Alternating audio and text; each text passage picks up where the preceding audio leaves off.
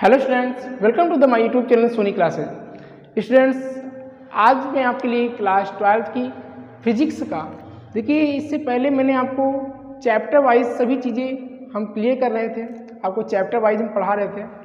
लेकिन आज से मैं आपको जो चैप्टर से रिलेटेड जो भी इम्पॉर्टेंट क्वेश्चन हैं उस इम्पॉर्टेंट क्वेश्चन को मैं आपको समझाऊंगा। मतलब चैप्टर में जितने भी इम्पॉर्टेंट क्वेश्चन आते हैं उन इम्पॉर्टेंट क्वेश्चन को भी मैं आपको बताऊंगा अलग से।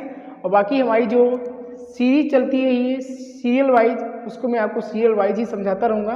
बाकी हम चैप्टर के जो इम्पॉर्टेंट क्वेश्चन है उसको हम अलग से वीडियो आपको प्रोवाइड कराएंगे, जिससे आपको वो चीज़ अलग से उसकी तैयारी आप कर सकें इम्पॉर्टेंट क्वेश्चन की। ठीक है ना।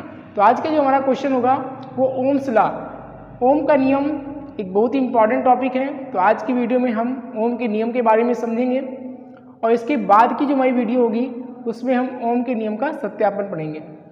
मतलब आज की वीडियो में हम आपको ओम के नियम के बारे में समझाएंगे, उसकी मात्रा की परिभाषा क्या होती है, हम किस प्रकार से परिभाषा को लिखें, उनके बारे में आज हम पढ़ेंगे।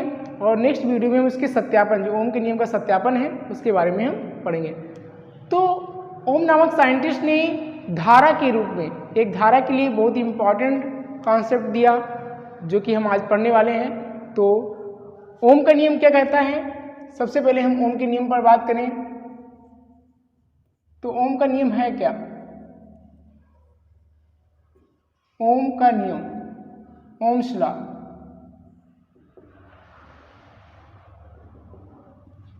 देखिए ओम के नियम का हम कथन आपको बताएं उससे पहले यहाँ पर मैं आपको फिगर बना दे रहे हैं, उस फिगर को ध्यान समझिएगा। इसके कथन पर हम बात करेंगे। देखिए सपोज मेरे पास क्या है, एक चालक तार है जी, मेरे पास एक चालक तार है ए और बी। अब मैंने क्या किया है, इस चालक तार में एक कुंजी और एक बैटरी इसमें जोड़ दी है। इस प्रकार से मेरे पास एक डिवाइस है, ये एक चालक तार ए बी है। इसके सिरों पर जो विभवांतर लगा है वी है, इसके सिरों पर लगाया विभवांतर वी है और इसमें बहने वाली धारा क्या है, आई है। तो ओम ने क्या बताया, ओम के कथन में मैं आपको बताऊं तो ओम का कथन क्या था कि यदि किसी चालक तार की भौतिक अवस्थाओं में कोई परिवर्तन ना किया जाए, मतलब उसकी लंबाई, चौड़ाई, मोटाई, उसकी आर्द्रता, सभी चीज़ें क्या हो, कांस्टेंट हो, तो उन्होंने बताया था कि चालक तार के सिरों पर लगाया गया जो विभवांतर होता है V, उसमें प्रवाहित धारा के क्या होता है, समानुपाती होता है। ये ओम ने बताया था। मतलब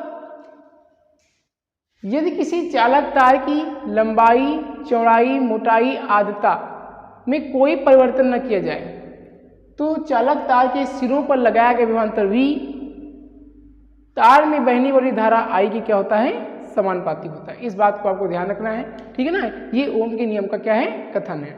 अब यहाँ पे इसको हम आगे सॉल्व करें तो यहाँ पर V, ये समानुपाती का चिन्ह हटेगा तो एक बराबर का चिन्ह लगेगा। ये आपको बराबर का चिन्ह यहाँ पे लगाना है, ये हमारा बराबर का चिन्ह हो जाएगा और इसके साथ एक कांस्टेंट जुड़ा होगा R। देखिए यहाँ पर ध्यान देना, जब भी समानुपाती चिन्ह हटता है तो एक बराबर का चिन्ह लगता है और उसके साथ ही साथ एक कांस्टेंट का गुणा भी होता है, जो कि कांस्टेंट क्या है, R और इंटू I। जहाँ R क्या है, ये हमारा रेजिस्टेंस है यानी प्रतिरोध, R है प्रतिरोध। देखिए प्रतिरोध का काम क्या होता है, अवरोध उत्पन्न करना। यानी कभी कभी क्या होता है, जैसे हम सड़क पर जो ब्रेकर बनाते हैं वो इसी सिद्धांत पर है कि यदि गाड़ी बहुत तेजी से आ रही हो तो उस ब्रेकर, जब गाड़ी ब्रेकर के पास आती है तो गाड़ी क्या हो जाती है, थोड़ी स्लो हो जाती है। वैसे ही हम डिवाइस में क्या लगाते हैं, प्रतिरोध लगाते हैं। क्यों, यदि धारा क्या हो काफ़ी तेजी से प्रवाहित हो रही हो तो धारा के मार्ग में क्या करता है, रुकावट उत्पन्न करता है, यानी अवरोध उत्पन्न करता है। ये प्रतिरोध का काम होता है कि धारा के मार्ग में अवरोध उत्पन्न करना, ठीक है ना। तो ये हमारा R हो गया प्रतिरोध। अब यहाँ से भी R के रूप में इसको हम निकालें तो यहाँ पे क्या हो जाएगा, R इक्वल टू हो जाएगा, ये इसको इधर बटे में भेज देंगे तो हो जाएगा V अपान I। इस प्रकार से प्रतिरोध का हमारा सूत्र होता है R equal to V upon I, ठीक है ना। और यदि इसकी हम परिभाषा की बात करें, यानी प्रतिरोध की परिभाषा की बात करें तो यहाँ पर यदि हम धारा को इकाई मान लें धारा को इकाई मान लें, 1 एम्पियर मान लें, तो उस स्थिति में ये R किसके बराबर हो जाएगा, V के बराबर, क्योंकि इसके नीचे 1 रखेंगे तो 1 को हटा देंगे तो R किसके बराबर आएगा, V के बराबर। तो इसकी परिभाषा क्या बनेगी, यदि किसी चालक तार में 1 एम्पियर की धारा प्रवाहित की जाए तो उस चालक तार के सिरों पर लगाया गया विभवांतर उस प्रतिरोध के बराबर होता है। ठीक, ये आपके प्रतिरोध की परिभाषा हो जाएगी। और प्रतिरोध का मात्रक होता है ओम, इसका मात्रक हमारा होता है ओम, ये आपको ध्यान रखना है। प्रतिरोध का मात्रक क्या होता है, ओम। इसको ग्रीक अक्षर से इस प्रकार से प्रदर्शित किया जाता है, ये ओम सिंबल है हमारा, ठीक है ना, ओम का। तो प्रतिरोध का मात्रक क्या होता है, ओम होता है। अब यहाँ से कभी कभी क्या होता है, प्रतिरोध का जो मात्रक है उसकी भी परिभाषा पूछी जाती है, यानी प्रतिरोध का जो मात्रक ओम है इसकी भी परिभाषा पूछी जाती है। तो यहाँ पर इसकी परिभाषा हम कैसे देंगे, ध्यान समझना। देखिए ये जो हमारा ये फॉर्मूला निकल कर आया है, इसमें हम क्या करेंगे, देखिए इससे पहले हमने आपको, अगर आप मेरे लेक्चर लगातार देख रहे होंगे तो मैंने वहाँ पे आपको जिस तरीके से बताया था परिभाषा को निकालना, वो क्या था कि यहाँ पे जितने भी टर्म्स यूज किए गए हैं सभी को क्या मान लेंगे, हम 1 मान लेंगे।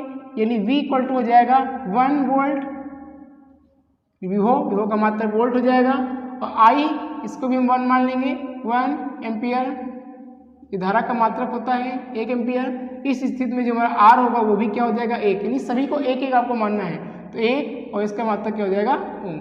ठीक, इस प्रकार से हम इसको लिखेंगे। अब इसकी परिभाषा को कैसे बोलेंगे, यदि किसी चालक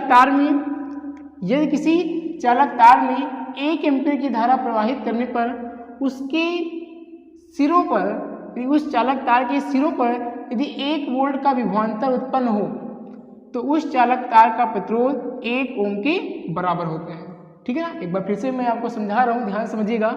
यदि किसी चालक तार में 1 एम्पियर की धारा प्रवाहित करने पर उस चालक तार के सिरों पर यदि 1 वोल्ट का विभवांतर उत्पन्न हो तो उस चालक तार का जो प्रतिरोध होता है वो 1 ओम के बराबर होता है या 1 ओम कहलाता है। इस प्रकार से हम क्या करेंगे, 1 ओम की परिभाषा ऐसे देंगे। ठीक है ना, 1 ओम की परिभाषा पूछी जाती है, तो बहुत इंपॉर्टेंट टॉपिक है। देखिए हम अब जितने भी क्वेश्चन इंपॉर्टेंट होंगे वो हम आपको कवर कराएंगे, इसलिए आप बहुत ध्यान से समझिए, सभी चीज़ें इंपॉर्टेंट होंगी। आपके अच्छे मार्क्स अगर आपको प्राप्त करने हैं तो मैं जितनी चीज़ें आपको बता रहा हूँ उसको आप अभ्यास कीजिए, कई बार आपके पेपर में जरूर ऐसे क्वेश्चन मिल जाएंगे। ठीक है ना, तो इस प्रकार से ओम का नियम मैंने आपको बताया, इसका कथन एक बार हम फिर से दोहराए दे रहे हैं, ध्यान दीजिएगा। यदि किसी चालक तार की भौतिक अवस्थाओं में कोई परिवर्तन न किया जाए, यानी लंबाई चौड़ाई मोटाई आर्द्रता में कोई परिवर्तन न किया जाए, सभी चीज़ें कांस्टेंट हो, तो उस चालक तार के सिरों पर लगाया गया विभवांतर भी उस चालक तार में बहने वाली धारा की क्या होता है, समानुपाती होता है। ठीक, इस प्रकार से हम परिभाषा को देंगे, यानी इसके कथन को देंगे। तो इस प्रकार से आप ओम के नियम को अच्छे से कंप्लीट कीजिए, इसकी परिभाषा को, प्रतिरोध की परिभाषा को और प्रतिरोध का मात्रक क्या होता है इसको तैयार कीजिए, और उस मात्रक की परिभाषा क्या होती है उसको आप तैयार कीजिए। अब नेक्स्ट वीडियो में हम आपको ओम के नियम का सत्यापन बताएंगे, जो कि इम्पॉर्टेंट टॉपिक होगा। ठीक है ना, इतना आप तैयार कीजिए, इसके बाद सत्यापन आप बहुत अच्छे से क्लियर करेंगे। देखिए सत्यापन एक बहुत ही लॉन्ग टॉपिक है, बहुत ही बड़ा टॉपिक है, लेकिन मैं आपको बहुत ही आसान तरीक़ों से, देखिएगा कितने आसान तरीक़ों से हम आपके ओम के नियम का सत्यापन करा देंगे। ठीक है ना, तो आप इतना तैयार कीजिए, नेक्स्ट वीडियो में हम ओम का सत्यापन पढ़ेंगे। ठीक है ना, फिर मिलते हैं नेक्स्ट वीडियो में। अगर वीडियो पसंद आई हो तो वीडियो को लाइक जरूर करें, और चैनल पर नए अगर हैं तो चैनल को सब्सक्राइब जरूर कर लें। ठीक है ना, फिर मिलते हैं नेक्स्ट वीडियो में। Thank you.